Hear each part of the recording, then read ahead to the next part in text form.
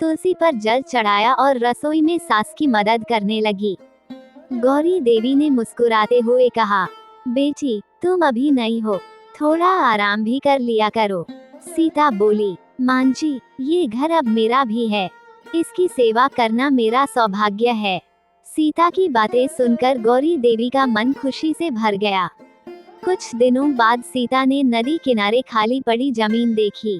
उसने ससुर से पूछा, बाबूजी, क्या इस जगह पर सब्जियों का बगीचा लगाया जा सकता है?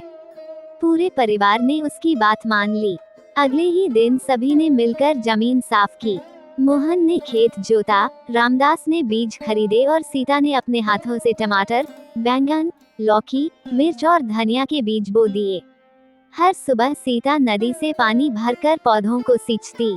वो पौधों से ऐसे बात करती जैसे वे उसके अपने बच्चे हों। कुछ ही हफ्तों में छोटे छोटे पौधे निकल आए। देखते ही देखते पूरा किनारा हरियाली से भर गया। गांव वाले जब वहां से गुजरते तो रुककर उसकी मेहनत की तारीफ करते।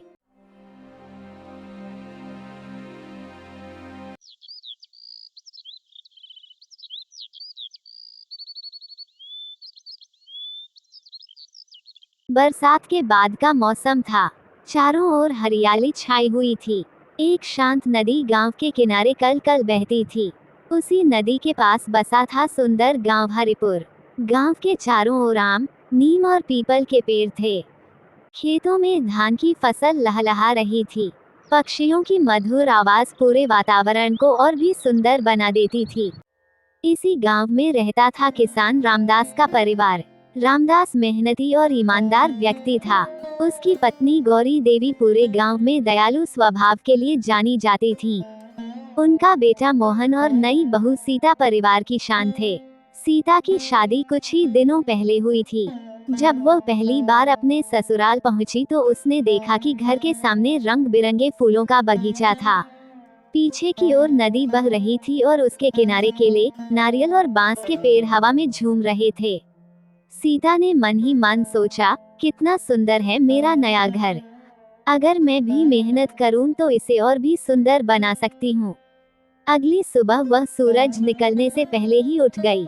उसने आंगन में झाड़ू लगाई, तुलसी पर जल चढ़ाया और रसोई में सास की मदद करने लगी। गौरी देवी ने मुस्कुराते हुए कहा, बेटी तुम अभी नई हो, थोड़ा आराम भी कर लिया करो। सीता बोली, मां जी, ये घर अब मेरा भी है, इसकी सेवा करना मेरा सौभाग्य है। सीता की बातें सुनकर गौरी देवी का मन खुशी से भर गया। कुछ दिनों बाद सीता ने नदी किनारे खाली पड़ी जमीन देखी। उसने ससुर से पूछा, बाबूजी, क्या इस जगह पर सब्जियों का बगीचा लगाया जा सकता है? पूरे परिवार ने उसकी बात मान ली। अगले ही दिन सभी ने मिलकर जमीन साफ की। मोहन ने खेत जोता, रामदास ने बीज खरीदे और सीता ने अपने हाथों से टमाटर, बैंगन, लौकी, मिर्च और धनिया के बीज बो दिए। हर सुबह सीता नदी से पानी भरकर पौधों को सींचती। वो पौधों से ऐसे बात करती जैसे वे उसके अपने बच्चे हों। कुछ ही हफ्तों में छोटे छोटे पौधे निकल आए। देखते ही देखते पूरा किनारा हरियाली से भर गया। गांव वाले जब वहां से गुजरते तो रुककर उसकी मेहनत की तारीफ करते। धीरे धीरे बगीचे में सब्जियां तैयार हो गईं। परिवार ने घर के लिए सब्जियां रखी और बाकी गांव के बाजार में बेच दी। पहली ही बार अच्छी कमाई हुई। रामदास ने खुश होकर कहा, बेटी तुम्हारे कदम हमारे घर के लिए शुभ साबित हुए हैं। लेकिन हर सफलता के साथ कुछ लोग ईर्ष्या भी करने लगे। पड़ोस के गांव का एक लालची जमींदार भैरव सिंह उस हरे भरे किनारे को देखकर सोचने लगा कि अगर यह जमीन उसके हाथ लग जाए तो वह यहाँ बड़ा गोदाम बना सकता है। एक शाम वह अपने नौकरों के साथ नदी किनारे पहुंचा। उसने दूर से बगीचे को देखा और बोला, यह जमीन अब ज्यादा दिन इनके पास नहीं रहेगी। उधर सीता को इस बात की कोई खबर नहीं थी। वो पूरे मन से अपने परिवार और बगीचे की देखभाल में लगी हुई थी। अगली सुबह भी सीता हमेशा की तरह सूर्योदय से पहले उठी। उसने तुलसी को जल चढ़ाया और नदी किनारे बने अपने बगीचे में पहुंच गई। ओस की बूंदों से भीगे पौधे चमक रहे थे। हवा में मिट्टी और फूलों की खुशबू घुली हुई थी।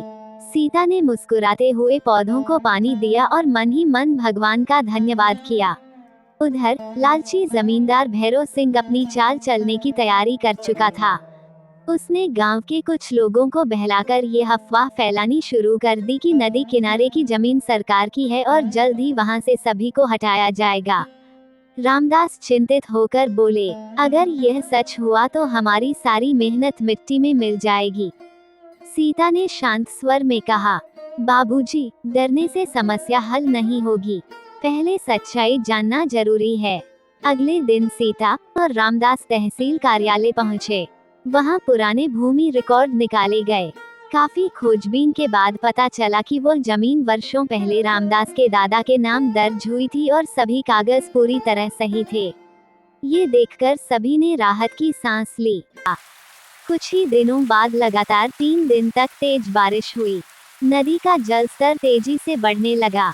गांव वालों को डर था कि अगर पानी और बढ़ा तो खेत और बगीचे डूब सकते हैं। सीता ने तुरंत सभी को इकट्ठा किया। अगर हम अभी से मिट्टी के मजबूत बांध बना दें, तो पानी को खेतों में आने से रोका जा सकता है। पूरा गांव उसके साथ जुट गया। महिलाएं मिट्टी भरने लगी, पुरुष बोरे उठाने लगे। दिन रात की मेहनत के बाद नदी किनारे मजबूत सुरक्षा बांध तैयार हो गया। रात को नदी का पानी और बढ़ा। तेज लहरें बांध से टकराईं, लेकिन बांध मजबूती से खड़ा रहा। सुबह जब बारिश रुकी तो सभी ने देखा कि गांव और बगीचा सुरक्षित था। गांव वाले खुशी से झूम उठे। मुखिया ने कहा, अगर सीता बहू समय पर यह उपाय न बताती तो आज हमारा बहुत बड़ा नुकसान हो जाता। अब सीता पूरे गांव की प्रिय बहू बन चुकी थी। लोग उससे खेती, बागवानी और घर संभालने की सलाह लेने आने लगे। सीता ने महिलाओं के लिए एक छोटा स्वयं सहायता समूह भी शुरू किया। सभी महिलाएं मिलकर सब्जियां उगाने लगी, अचार और पापड़ बनाने लगी। उनकी आमदनी बढ़ी और गांव की आर्थिक स्थिति भी मजबूत होने लगी। दूर दूर के गांवों से लोग हरिपुर आने लगे। वे ये देखने आते कि किस तरह एक मेहनती बहू ने अपने परिवार ही नहीं, पूरे गांव की तस्वीर बदल दी। शाम को पूरा परिवार नदी किनारे बैठा था। ठंडी हवा चल रही थी। सूरज की सुनहरी किरणें नदी के पानी पर चमक रही थीं। पक्षियों का मधुर कलरव वातावरण को और भी मनमोहक बना रहा था। रामदास ने कहा, बेटी, तुमने इस घर को केवल हरा भरा ही नहीं बनाया, बल्कि हमारे जीवन में भी खुशियों की हरियाली भर दी। सीता ने मुस्कुराते हुए उत्तर दिया, घर तभी सुंदर बनता है जब उसमें प्रेम, मेहनत, विश्वास और एकता हो। यही हमारी सबसे बड़ी संपत्ति है। पूरा परिवार मुस्कुराने लगा। नदी की कल कल ध्वनि मानो इस सुखद पल की साक्षी बन गई। मेहनत, एकता, ईमानदारी और प्रकृति से प्रेम करने वाला व्यक्ति हर कठिनाई पर विजय प्राप्त कर सकता है। सच्चे मन से किया गया प्रयास न केवल परिवार, बल्कि पूरे समाज का जीवन भी खुशहाल बना देता है।